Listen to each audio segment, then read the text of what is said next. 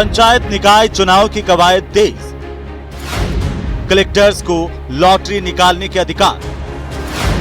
आरक्षण के बाद गर्म होगा चुनावी माहौल।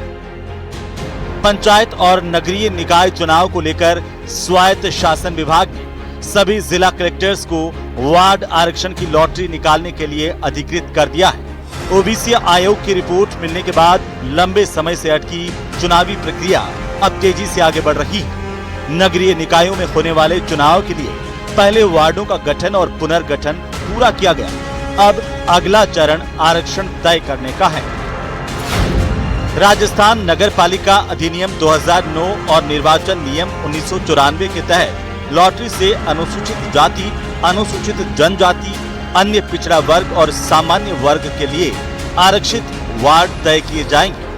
जानकारी के मुताबिक अगस्त के दूसरे सप्ताह तक आरक्षण की लॉटरी निकाली जा सकती है। प्रदेश के 309 नगरीय निकायों में इस बार चुनाव होंगे। करीब 10,245 वार्डों में मतदान कराया जाएगा। इसके लिए 16,482 मतदान केंद्र बनाए जाएंगे, जहां 1,43,75,806 मतदाता अपने मताधिकार का इस्तेमाल करेंगे। इसी बीच यूडीएच मंत्री ड्राइवर सिंह खर्रा के एक बयान ने सियासी हलकों में नई हलचल पैदा कर दी है।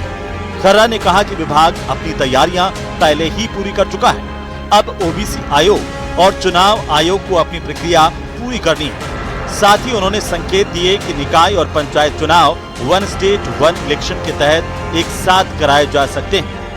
देखिए, नगर निकाय के चुनाव और पंचायत राज के चुनाव वन स्टेट वन इलेक्शन के आधार पर।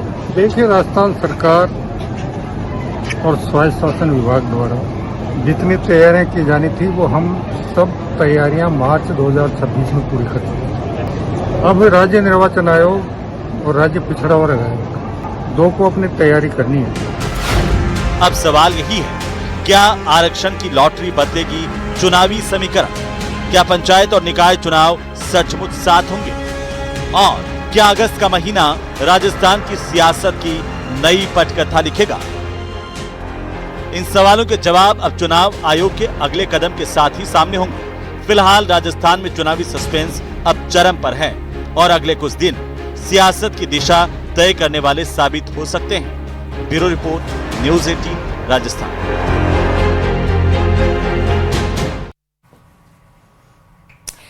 बीकानेर सेंट्रल जेल की सुरक्षा में सिंध जेल की दीवार के ऊपर से फेंके गए 5 पैकेट। तो ये बताया जा रहा है कि बीकानेर सेंट्रल जेल की सुरक्षा में सेंधमारी की गई है। जेल की दीवार के ऊपर से दरअसल 5 पैकेट फेंकने का मामला सामने आया।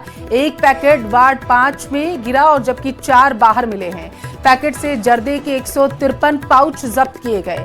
टावर 4 के पास से फेंके गए थे पैकेट, ऐसी जानकारी है। मुख्य प्रहरी मनीष कुमार ने इस पूरे मामले की जानकारी जो है वो दर्ज करवाई है, रिपोर्ट दर्ज करवाई है। बीचवाल थाना पुलिस फिलहाल के लिए मामले की जांच करती हुई नजर आ रही है। तो बड़ी खबर बीकानेर से आपके टेलीविजन स्क्रीन पर, जहां पर सेंधमारी की गई है।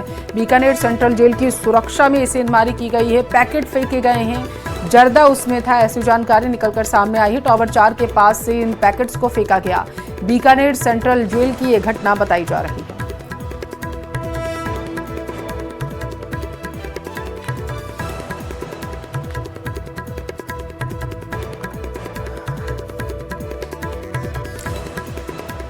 बीचवाल थाना पुलिस फिलहाल के लिए इस पूरे मामले की जांच कर रही है। बीकानेर से ये घटनाक्रम निकलकर सामने आया, जहां सेंट्रल जेल की सुरक्षा में ही सेंध लगा दी गई। पैकेट्स फेंके गए हैं, 4 पैकेट बाहर गिर गए थे और एक पैकेट वार्ड नंबर 5 के पास गिरा है। बताया जा रहा है कि टावर 4 के पास से ये पैकेट फेंके गए थे, ऐसी आशंका है।